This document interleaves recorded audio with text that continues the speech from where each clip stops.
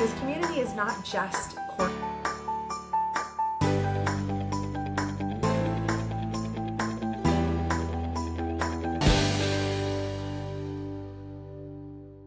Hi, everybody. Welcome to the PerformHappy Podcast. My guest today is an elite gymnast from Luxembourg. She competes for Luxembourg, and she has become the first person from her country to get a World Cup medal, which is very cool. She has had her mental struggles and is just continuing to get better and better at gymnastics. And I'm so excited to have you on the show, Celeste Mordenti.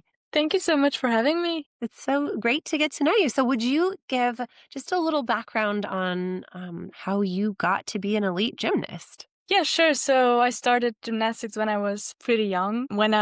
Before I was 6, I just did some recreational gymnastics for fun. When I was 6, I started in my club in Luxembourg and started some competitions when I was 8 years old. And when I was 10, I got selected to train at the National Training Center in Luxembourg. And then I trained there for almost 10 years. And in those 10 years, I got to do my first international competitions representing Luxembourg, my first junior Europeans, and then senior Europeans and world championships. So yeah, there was a nice journey there. And after that, I finished high school in Luxembourg as well. I went to the Luxembourgish Sports High School. And when I finished that, I moved to Amsterdam. That's where I'm now. And to study and to train here. And I've been here for 3 years now. Yeah. Well, and oh my gosh, I can't even imagine as a young teenager what it was like to be competing internationally. What was that experience like for you being so young? Yeah, so I competed internationally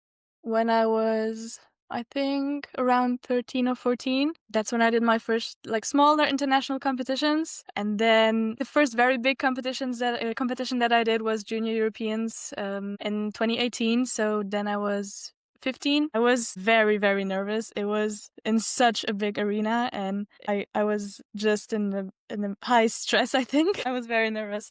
But also it was a very nice competition because you realize okay, you're with the best gymnasts of Europe, and it's just so overwhelming. Yes. And when you went, did you feel like you had to be perfect, or were you just grateful for the opportunity to be among those gymnasts?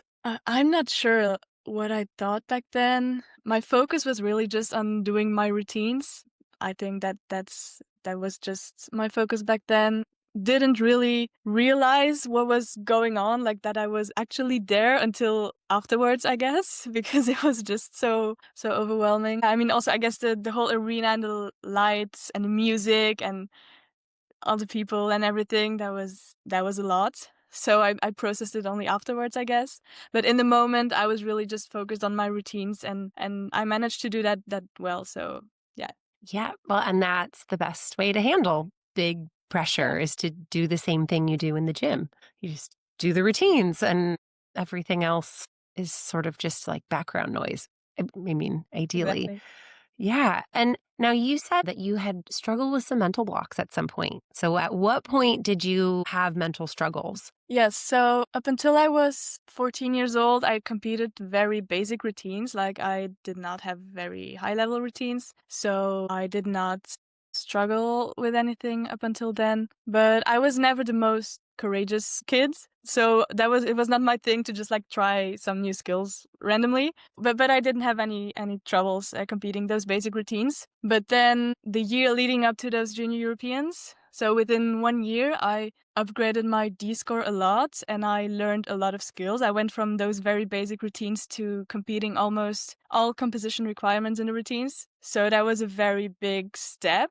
And physically, I was absolutely able to do that. There was no question. I could do those skills, but I feel like mentally, I was kind of not following. So I kind of started getting scared of doing certain skills. So I had struggles with, I guess, like a lot of people, the acrobatic series on beam was a big thing. And I was also scared of giant halves. So there were some certain skills that would cause me some problems, but I always managed to build them up quite well towards competitions. I kind of got that boost to just do those routines. So I kind of handled that quite well. And I was just okay, I guess that's just how it is. So yeah, but then usually after competitions, I would get a bit of a setback, and I would get more scared until the next competition. I would build it up again.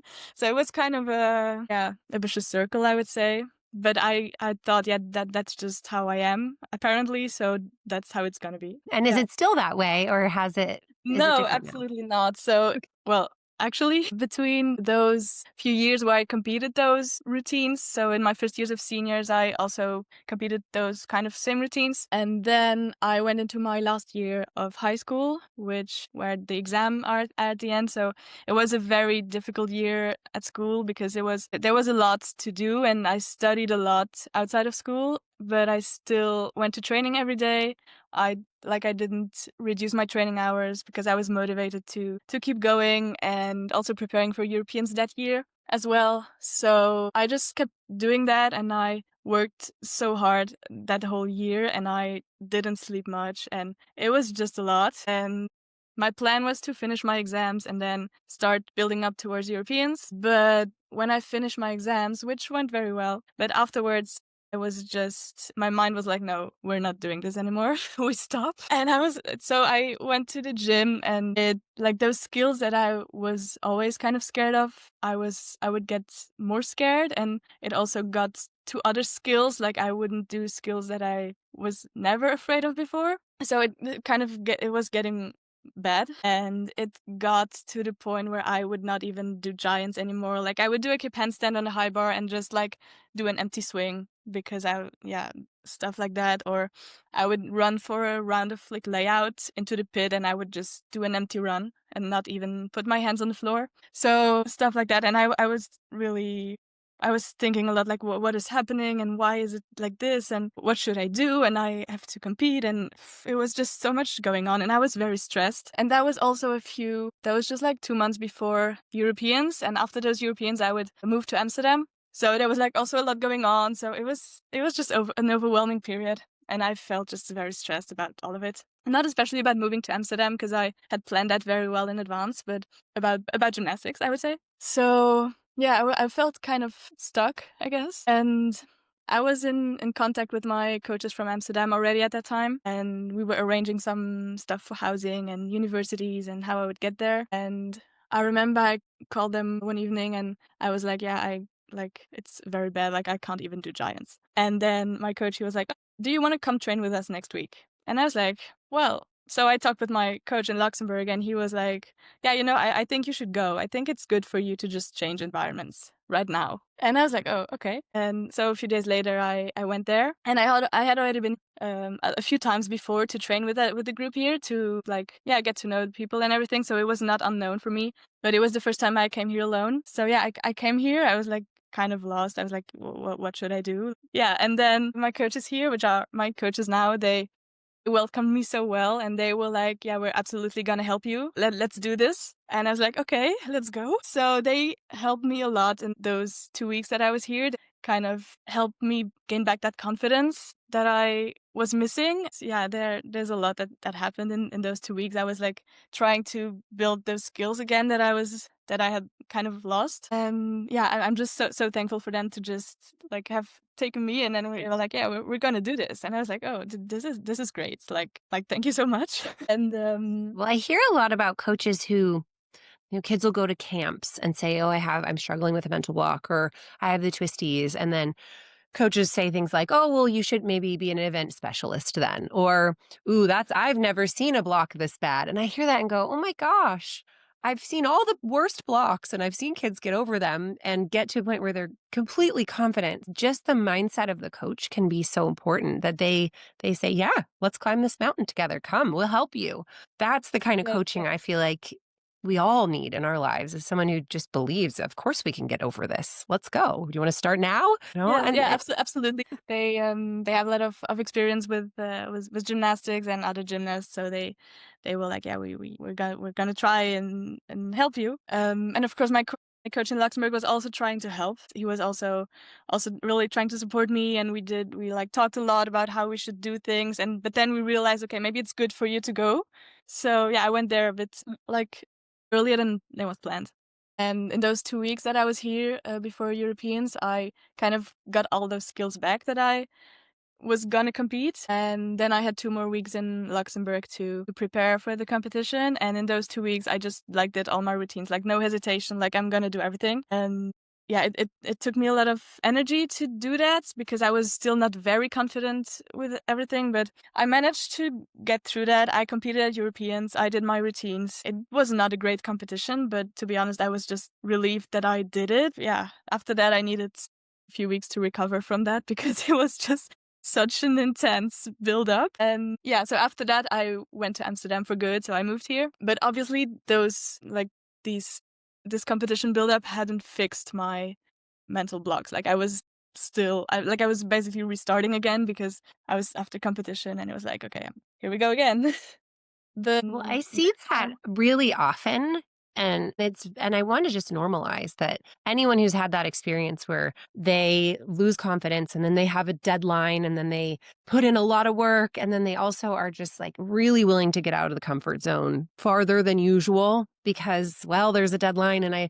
So there's a lot of what I call like chuck and pray where you just are like, I'm just throwing it. We absolutely just have to do it now. Yeah, it's like there's no hesitation. Like you're 100% gonna do the skill, like no matter what. Even if it feels terrifying, even if it feels dangerous, you just have to go because there's a deadline. So off we go. And the brain, there's 2 things that can override a fear. One of them is desire. If you want the skill more than you want to stay safe, then you will do it. And the other is confidence. And so I imagine that you're going to tell us the story of how you actually built confidence. Because a lot of kids, I think, go through their lives going, I guess this is just how a series feels. I guess I have to feel horrible every time I do it. And I'm like, no, you don't. That's what I thought as well.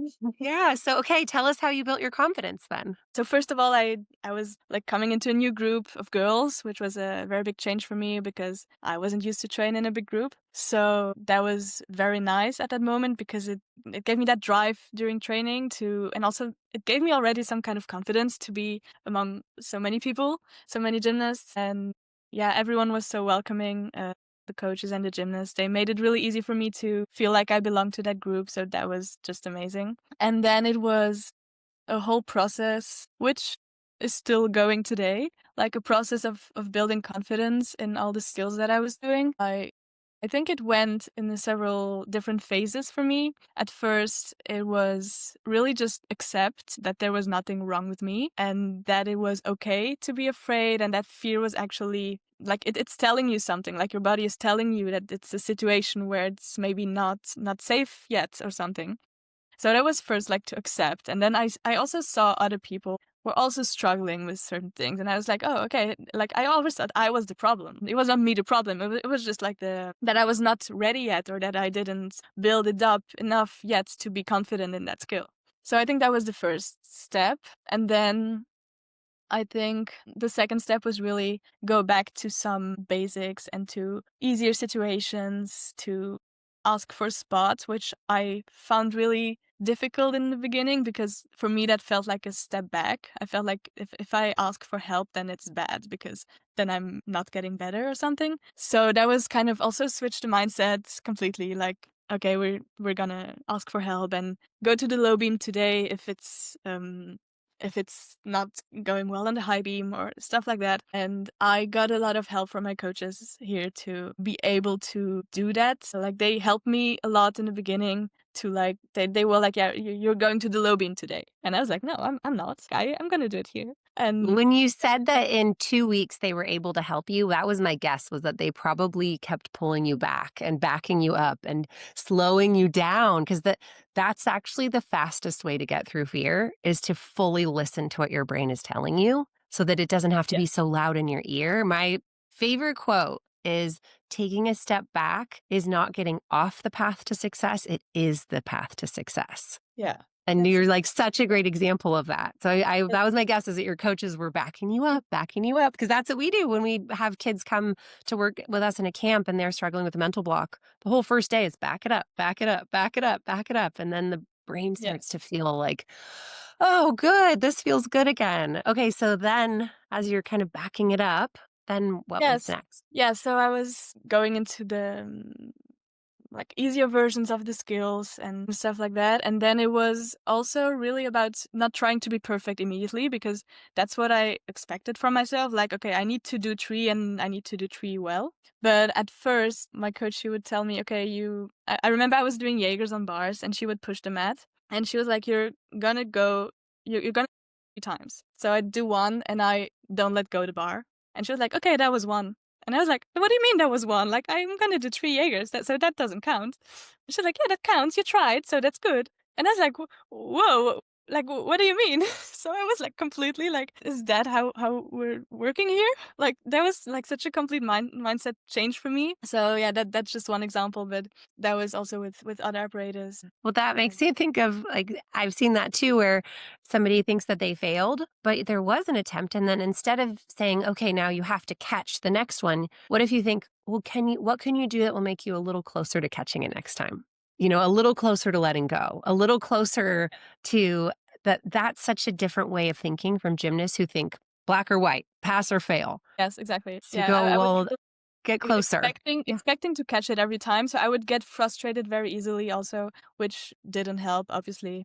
So yeah, I was frustrated a lot. I cried very often in training also. I was even panicking sometimes when I was trying to do skills and it wouldn't work. So I was kind of stressed about everything. So yeah, they helped me very well in the beginning to really go back to that and to just recognize the small steps that you make and not see just the end product. Be like, okay, you achieved something small today and that's getting you closer to where you want to be. So that was really what I needed to learn in the beginning, because I was just so strict with myself. It needs to be good every time, and just getting frustrated, it would just get less and less. And that was really the start to find that confidence. And it took a lot of time. I mean, I think this process is still going. Like, it's been 3 years now, but yeah, I think it's still about finding confidence, right? Well, I think it's also important to mention that you had to shift your mindset from requiring perfection to accepting progress. Because when you're building confidence, I think of it like you're filling up a piggy bank. And every time you do a successful progression, you put in a coin. Every time that you say something nice to yourself or you're patient, you put in a coin. Every time that you learn something, you put in a coin. But so if you're doing a progression, but then saying something mean to yourself, it's like you're negating your progress. Yeah. Because if you go, that wasn't good enough, that wasn't the right progression, then it's like, I think of it like going up the down escalator. Like you're going up, but the floor is going down underneath you and you're not making any progress. Yes. Until you can go, I tried. Okay, what's one thing I can do on the next one that will be better? Hey, that wasn't bad. Okay. Even every single athlete starts their day with a bad one on every event, every skill. It's not going to be perfect your first try. So instead of always saying that was so bad, you go, next one, I will do this. Okay. The next one, I will do that. And just changing the way that you talk to yourself through the process of fine tuning will make it so that all of that work you're doing will actually stay in your confidence bank. Yes. Yeah, I guess that's how it went. Like, it was very slow progression, but there was a progression. So I would, like, every few months I would do a skill and I was like, oh, I'm actually more confident than last time. And I was here for 1 year and I would do a skill on bars and I was like, wow, this is the most confident I've ever felt in that skill. And since then I've had that same thought a few times again. So it's really just building up, and you can always get more confident in a skill, right? So there is no, okay, I've achieved like 100% confidence on this, because I mean, it is scary to do all of those flips. So you can always be more confident. But for me, that goal was really to just know that I was gonna do it with confidence. Like going for a vault, for example, you start running and you know exactly what you're gonna do and you know how you're gonna do it, and you just feel good about it. You have that feeling that you're in full control of what you're doing. So that was really that goal I was hoping to achieve when I was a few years back, and that seemed so far away, and I didn't even know if that would be happening someday. But yeah, with those years of now training here and taking kind of a different approach, and yeah, that has kind of come true. Yeah. Well, it's the process that I teach is the 3-step process. And it seems like exactly, it's so cool to hear your story, like lining up with it. So step 1 is awareness, where you realize this isn't working. I have to accept it's okay. I'm not the worst. Okay. I have to do something different. And then you start to realize, oh, when I do the easier things, I actually make progress. You're building an awareness of what works and what doesn't for you personally. Then the confidence is so many repetitions, being kind to yourself through the process, being patient, fine tuning. And then you get into this third phase, which is self-trust. And that's when all of the foundation that you've built through learning about yourself and putting in all the time. But then there's like a moment where you just have to leap and you just got to start running down the runway. And you know that your bank is full and that your account has risen above the imaginary line and it clicks and you're ready. And have you had moments like that where it's like, okay, it's now time to trust this and you're able to do it? I mean, I was always able to do all the skills that I was doing. It was just that I would get some variation in confidence and that some days it just wouldn't work out and stuff like that. So I don't think there was like one moment where I was like, okay, this is the moment or something, but there were definitely moments where I was on an apparatus and I felt like, okay, this feels just so right to do right now. Like this feels like I'm in full control and I'm really confident about what I'm gonna do. Like this just feels so good. And it's a very rewarding feeling, I would say, because you have put so much into that and you start and you don't really know if that's ever gonna happen because you just feel like, yeah, it's normal to be scared and stuff like that. And I need to like get over that every time. But when you have built that confidence and you actually find yourself before skill and you're like, okay, I'm absolutely like confident with that. And then of course it doesn't mean you are never gonna fall, but it means that you do it with a good feeling, and you feel good about it. Yes. Aw, amazing. And what are you working toward now? What is motivating you in your training right now? So I think what is definitely motivating me is all of what I just said, because sometimes I think back and I'm like, wow, this has been such a crazy process, and I'm just so grateful for how everything went and for the people that helped me to be like where I am now today. And it motivates me a lot to think about the things that I achieved in terms of confidence that I didn't think would be possible. So I'm like, okay, I did those things and I achieved things that I didn't think would be possible. So why not more? So now I think, okay, maybe I can do more. And it's, as I said in the beginning, I was never the most courageous one, and it's still that way, that I'm not just gonna do a random new skill suddenly, but I'm trying to get a bit more towards that, I would say, because I want to learn new skills and I'm learning new skills as well. So yeah, that's very motivating. Yeah. Well, and it's that internal motivation that I hear. It's not, the typical, I want to get this medal or this score or this. I'm sure those are there, probably Yeah, swimming around in the background, but that internal motivation is what allows somebody to be passionate about their sport without burning out and to have kind of that harmonious passion of, I am here because it's really fun to be good at something. absolutely. It makes everything so much more enjoyable, training, competition, and it's just so much more fun as well. And yeah, those goals about results or medals or whatever, they of course they are also there. Like I have some goal in terms of points, like how much points can I score in a competition. It's also important to have, of course. But yeah, I think they are the consequence of what you put into training, and like just that you're also really enjoying what you do. That's also very important to get those results in the end. Yes. Well, and there's benefits to goals that it focuses you in, it increases your effort, increases your motivation. So if you think, I want to get this many points and you are training and you feel tired, you go, well, we're doing another one because I want to get these points. I want to make this skill perfect. I want to get it closer. So then your hands hurt and your body's tired and you do one more because you have that goal. But ultimately, that internal drive is what has to keep sustaining you. Otherwise, it can lead to burnout if you don't have that love driving the whole process. Absolutely. So I've heard you've talked about your mom, because your mom was a gymnast, right? She was kind of one We of did your bigger gymnastics. motivators when you were younger. What's your relationship like with her, and how has she helped you become the athlete that you are? Yeah, my mom did gymnastics as well. When she was younger, she didn't do it at a very high level, but she knows about gymnastics. But I didn't know that she was a gymnast until I was 12 or something. Like, she never really told me. And she didn't especially want me to do gymnastics either. Like, she was just like, are you sure you want to do this? Because she didn't have the best experience in gymnastics. So she was like, yeah, I'm like, you don't have to do this. But I just wanted to keep going. And I didn't know that she was a gymnast. It was, I guess, really my own motivation.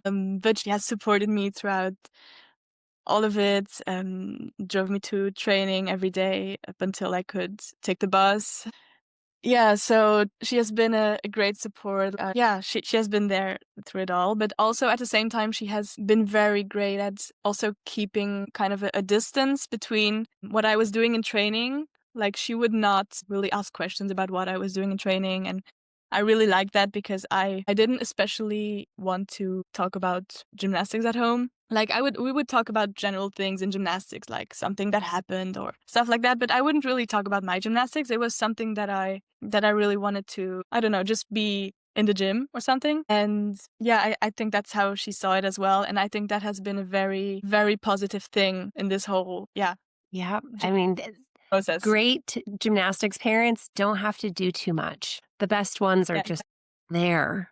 Yeah, and she came to competitions and she supported me, and when it went well, she was happy, and she comforted me when it didn't go well, and she was happy when it went well. And yeah, that's really just everything you need, right? Yep, I think a lot of parents care so much that they do too much. So it's good to hear an example of that's exactly what I recommend is food, hugs, rides, tuition. That's sort of all you have to do to be an incredible sport parent. Absolutely.